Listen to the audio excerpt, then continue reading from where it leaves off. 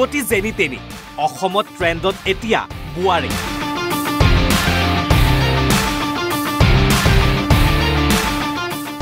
কিমাননো কম কিমাননো শুনিব ৰীল বনোৱা মহিলাৰ প্ৰেমৰ বাতৰি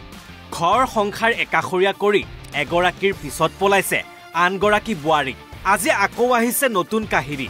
প্ৰথমে চিনাকি কৰাই দিছে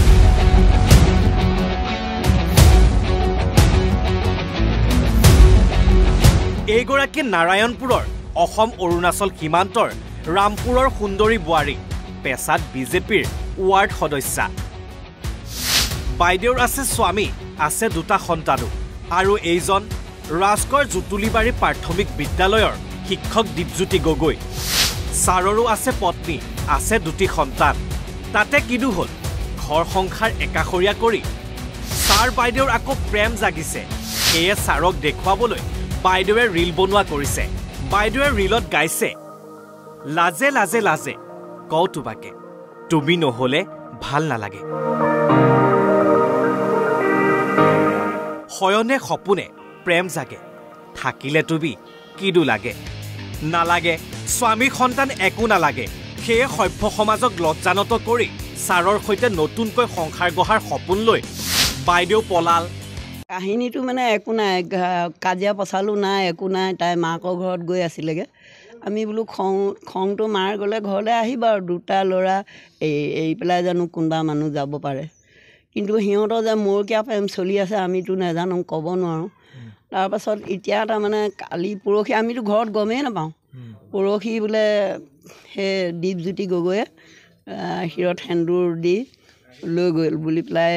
কালি খবৰ পাই ল'ৰাই এইবোৰ মানে গোটেই ঘৰৰ বস্তু বা বাহানি ভাঙি চিঙি তাই একো বস্তুৱে নাই কমেও টকাকৈ নিছে 2 লাখ টকা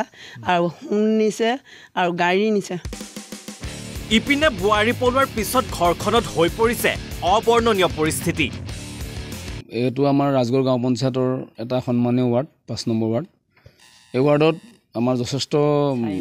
4 নম্বৰ ৱাৰ্ড যথেষ্ট গুণী জ্ঞানী লোকসকল এই আছিলে কিন্তু এইবাৰ তেওঁ মানে ৱাৰ্ড মেম্বাৰ হৈছিলে বিজেপি দলৰ পৰা আমিও লজ্জাজনক হৈছোঁ তেওঁ যে এনেকুৱা এটা বেয়া কাম কৰিছে যিটো আমাৰ সমাজৰ কাৰণে এটা ঘৃণনীয় নিন্দনীয় এটা কাৰ্যসূচী হাতত ল'লে যিটো কাৰ্যসূচীলে দুটাকৈ সন্তান এৰি থৈ আৰু যিজনে বিয়া কৰিছে দীপজ্যোতি গগৈ তেওঁ এটা বেয়া কাম কৰিছে সমাজৰ এটা বেয়া কাম কৰা হৈছে সেই বেয়া কামৰ যাতে পুনৰাবৃত্তি নহয় এইটো বিষয়ত আমি অতি গৰিহণা দিব খুজিছোঁ যে এখন সংসাৰ নহয় দুখন সংসাৰকৈ মানুহক ডুবাই থৈ গুচি গৈছে যিটো সমাজৰ হিন্দু সমাজত এইটো নচলে এইটো প্ৰচলিত নহয় তাতে আশা ৰাখিছোঁ যে চৰকাৰখনে আমাৰ যেতিয়া ৱাৰ্ড মেম্বাৰটো কৰ্তন কৰিব লাগে এতিয়া তেওঁ কৰ্তনৰ আমাৰ এতিয়া আমাৰ ৱাৰ্ড মেম্বাৰ তেওঁ আমাৰ থাকিব নালাগে এইফালে তেওঁ এজন শিক্ষক হৈ যে শিক্ষক সমাজৰ এটা ঘৃণনীয় কাম কৰিছে শিক্ষক সমাজে কি বা সিদ্ধান্ত লয় আমি এতিয়া প্ৰশ্ন হয় কোনফালে ধাৱমান হৈছে আজিৰ সমাজ কাৰ ভুলৰ বাবে সমাজত বাৰে বাৰে সংঘটিত হৈছে এনে লজ্জাজনক ঘটনা প্ৰশ্ন আপোনালোকলৈ নাৰায়ণপুৰৰ পৰা পংকজ ফুকনৰ ৰিপৰ্ট NB নিউজ